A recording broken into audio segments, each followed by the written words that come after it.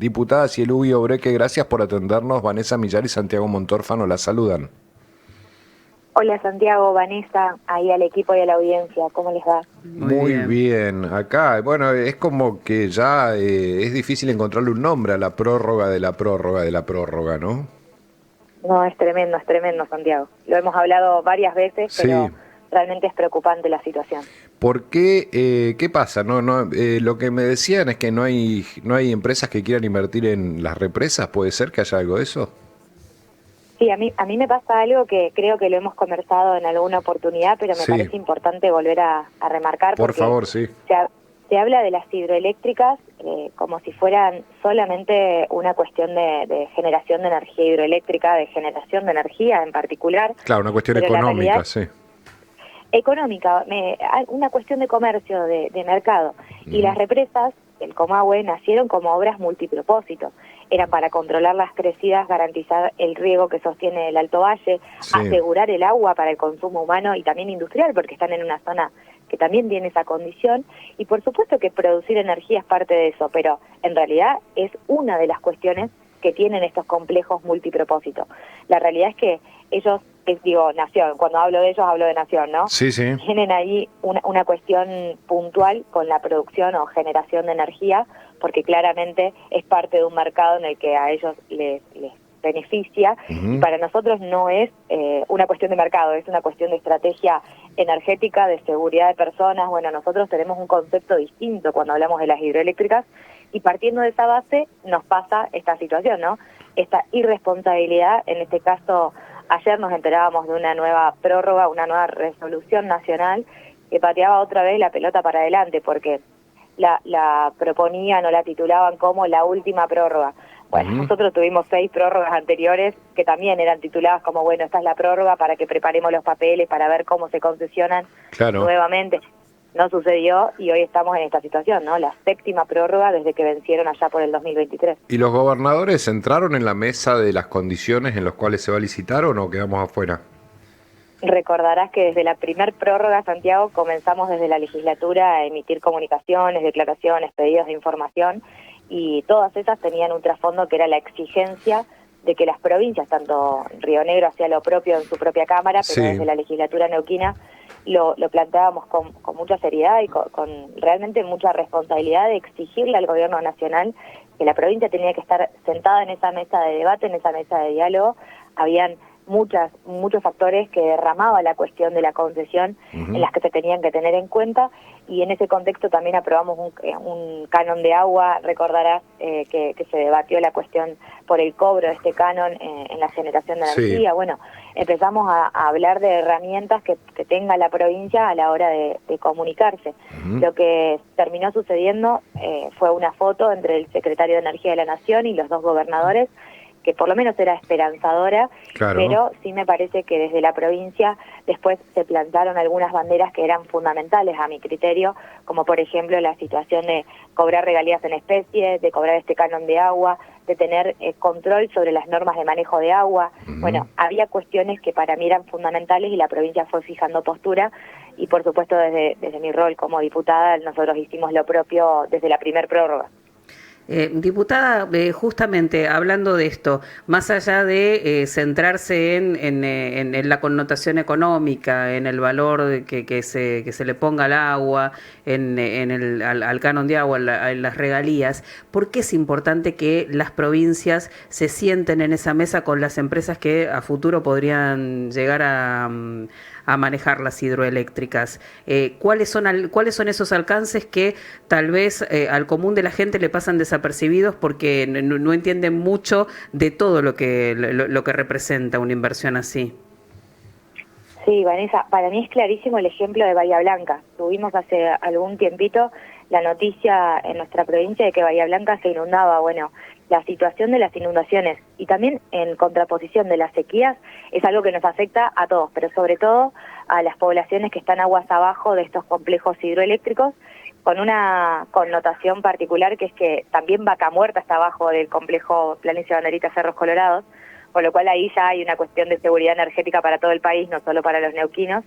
Pero la realidad es que nos afecta a todos puntualmente porque cómo los concesionarios, y lo digo desde el sentido común, acá alejándome de la cuestión jurídica, van a invertir en estas concesiones, en estas represas, si en diciembre no saben si van a seguir operando? O, por ejemplo, ¿cómo van a hacer mantenimiento y mejoras preventivas si no hay un horizonte cierto, si no hay seguridad jurídica con lo que va a pasar? 7 prórrogas vamos, digamos, realmente hay una cuestión que para nosotros es grave y para ellos lo limitan a un tema entre privados, de contratos, y para nosotros es seguridad energética, seguridad física.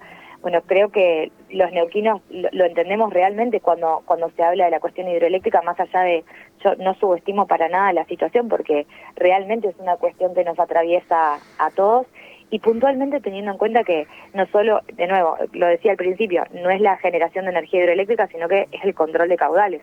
Claro. Acá vamos a tener una situación realmente compleja si no se hacen obras de mantenimiento y de prevención. Me lo preguntaba Santiago al principio y creo que realmente es grave. ¿Hay alguna posibilidad que se haga chihuidos? Por el otro día hablaba con gente de la IC y el riesgo de una crecida del río Neuquén es importante, me decían, y además sería catastrófico porque hoy no toleraría la infraestructura que hay una crecida del río Neuquén, sobre todo en la zona confluencia, ¿no?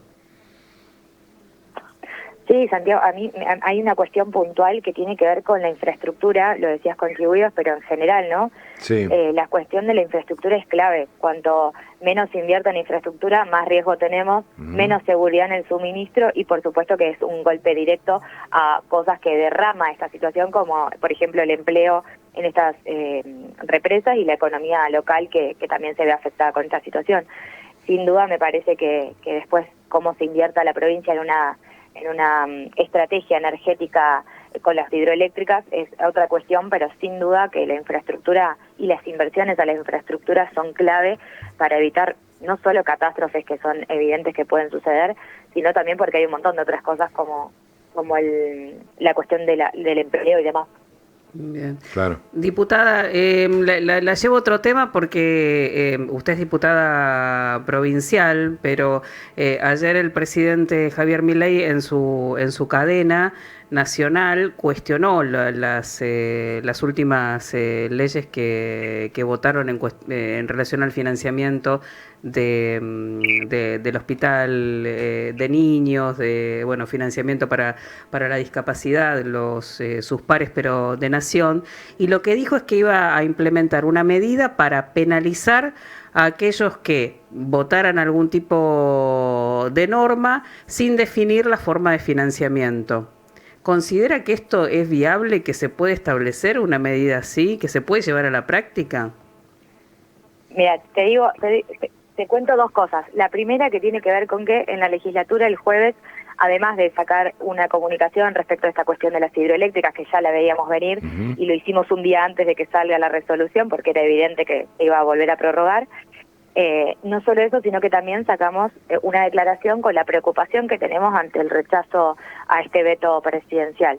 Así que la postura de la legislatura estuvo esta semana en la sesión, pero creo sin dudas también como en este caso estudiante de una maestría en políticas públicas, que la cuestión presupuestaria tiene que estar planteada a la hora de brindar una política pública de fondo, una política pública seria. Ahora, de ahí a multar, es claro que hay una tendencia de este gobierno nacional a retirar y a multar y a sancionar, pero también a retirarse de un montón de temas que son fundamentales.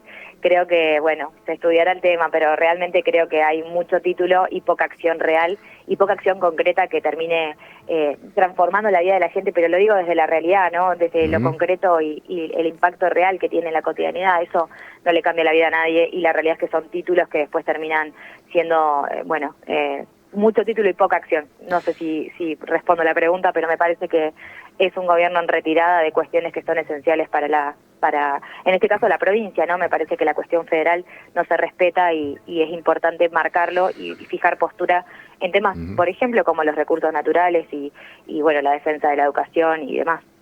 Cielubi, ¿estuviste en Estados Unidos?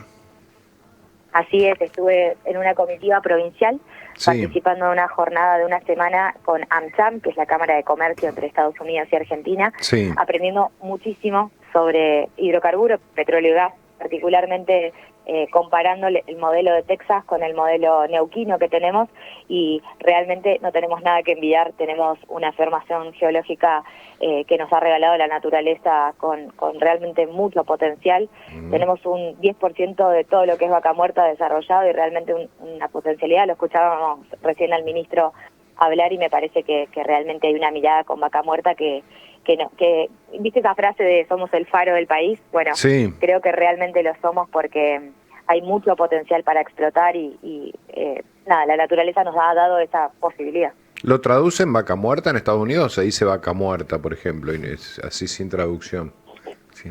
Sí, digamos, se dice Vaca Muerta, la formación geológica, y a Neuquén nos miran como si fuéramos Vaca Muerta. Bien. Yo intentaba hacer el ejercicio allá de diversificar nuestra matriz productiva y hablar del turismo, hablar de nuestra gastronomía, hablar de, bueno, nuestras energías renovables, que también somos bendecidos con los soles que tenemos, con el viento que tenemos.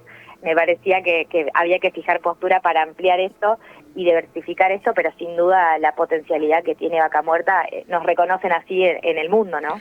Luis, las empresas en Texas ponen plata en cuestiones, en asuntos de públicos, por ejemplo, en educación, en salud, en rutas, o no, eso está totalmente divorciado, digamos, lo público de lo privado. A mí me pasó que cuando llegué comencé a entender el modelo jurídico de Texas, que es muy distinto. Allá Sí. el dueño del territorio es el dueño del recurso natural. Claro, vos Nosotros pinchás tu terreno, tenés petróleo, es tuyo, digamos. Es tuyo, exacto. Y el Estado regula cuestiones ambientales o cuestiones, digamos, más globales, pero la realidad es que el dueño del terreno es dueño del recurso. Acá tenemos otro concepto jurídico, que es que el Estado provincial, en este caso, es dueño del recurso, el Estado nacional regula algunas temáticas como los combustibles y demás, y después el dueño de la tierra, bueno, tiene otra situación jurídica. Sí. Entendiendo desde ese concepto, comenzamos a averiguar, y por lo menos yo, que tenía mucha curiosidad para ver cómo hacían las empresas con temas de compliance, que en realidad es cómo se equilibra la cuestión de la extracción con el medio ambiente. Bueno, tenía muchas consultas respecto a lo jurídico. Lo que me fueron contando es que hay mucha articulación público-privado y ellos lo ven como una vía posible de desarrollo serio y sustentable a lo largo del tiempo, ¿no? Porque todas estas industrias tienen miradas a largo plazo y la cuestión pública-privada tiene que estar. Lo público brindando seguridad jurídica y lo privado brindando las herramientas de inversión y posicionamiento de una industria. Es bastante distinto a como lo tenemos planteado en nuestro sistema jurídico nacional y provincial, pero sin duda hay algo que sí tenemos en común, que tiene que ver con que la mirada entre el público y el privado sí está puesta, y ellos también lo tienen, ¿no? Luis Obreque, diputada, muchas gracias por habernos atendido como siempre, muy gentil, gracias.